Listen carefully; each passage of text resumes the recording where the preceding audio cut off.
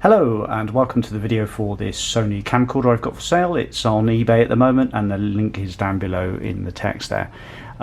This camcorder, model number HDR-PJ620, and I shall run through what it comes with for starters. So there's a carry bag, a soft carry bag with a lovely bright red interior with pockets and fixings and dividers, and that's really nice condition.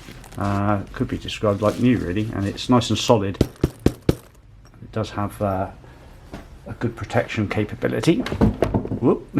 And moving on, we've got a USB 5V brick, power brick, that is a Sony one, and the extension cable which you plug the cord into, which is attached to the camera. I'll come on to that in a second. So that is for data transfer and for charging. Battery charges in situ on the camera. It has a charging circuit built into the camera. Some quick guide instruction bits and bobs, but you can download the instructions from Sony's website and it's very easy. A SD card adapter, which is the micro version, and the actual SD card itself. Now I had a bit of trouble getting the appropriate SD card to operate with this. Let's just get that in focus. Wait for the camera to catch that. There we are, 256GB. So I've tried a few cards. Some of the cards wouldn't work on the highest level of setting, and this one does. So this one allows you to record all of the settings on the resolution for pictures and stills and video, picture stroke stills and video. So looking at the camera, this tripod is quite useful for videoing. You can hold the camera at arm's length and up in the air and low down at the waist, and then of course you can tilt the screen round for selfies, etc. Okay, the lens itself, good quality lens. Let's just get a close-up on that. I think you might be better looking at the pictures, but 30x optical zoom, has an automated lens cover which works fine, f1.8 to 9.7, I think that's it, f1.8 stroke 1.9 to 5.7. I'm quite sure what that means, but you can look up the lens capability, but I think it's a 28mm angle. It does come with its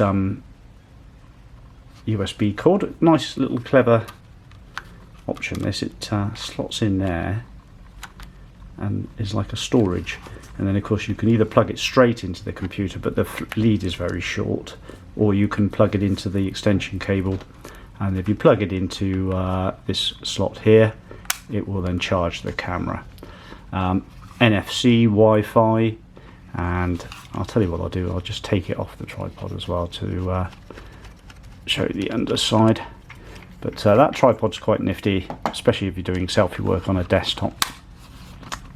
There's the underside of the camera.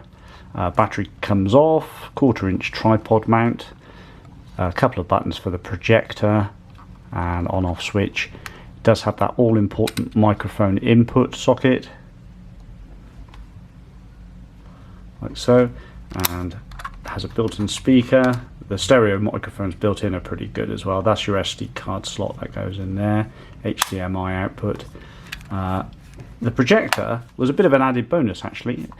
Who would have thought that a projector of this size can actually project onto a white wall and actually produce a pretty decent image? It's easily watchable, much better than crowding around the screen here.